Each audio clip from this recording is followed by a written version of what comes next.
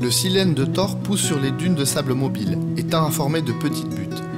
C'est une plante protégée dans les Pyrénées-Atlantiques, car son espèce est limitée à certaines régions, notamment le Pays Basque. Elle tire son nom du botaniste landais Thor. Dès le début du mois de mai, ses premiers bourgeons apparaissent, laissant entrevoir en leur extrémité les sillons qui vont s'ouvrir pour laisser place à sa fleur. Elle possède des feuilles charnues et ovales. Elles sont souvent imbriquées, un peu comme des tuiles.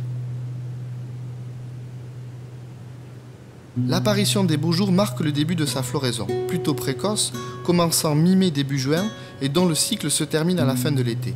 Sa taille ne dépasse pas les 40 cm. Elle se plaît à rester à ras du sable. C'est une plante vivace, c'est-à-dire qu'elle vit plus de 3 saisons.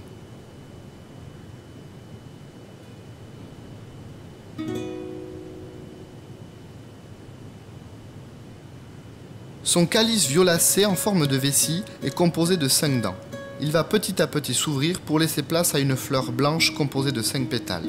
On peut voir en son centre une dizaine d'étamines qui produisent son pollen.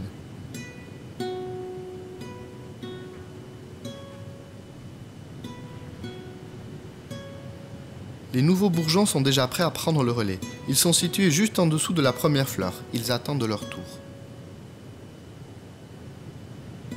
Son pollen est essentiellement véhiculé par les insectes et les colonies de fourmis jouent un rôle essentiel. La fleur va ensuite se faner pour laisser place en son centre à un fruit en forme de capsule. En y regardant de plus près, il ressemblerait presque à un champignon.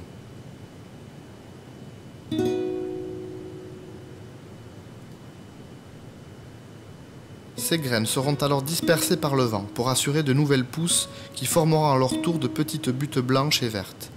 Le cycle du silène de Thor pourra alors de nouveau recommencer.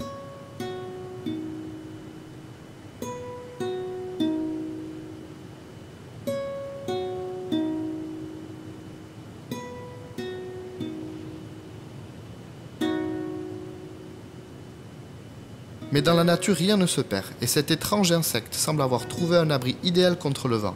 Il va pouvoir prendre un peu de repos.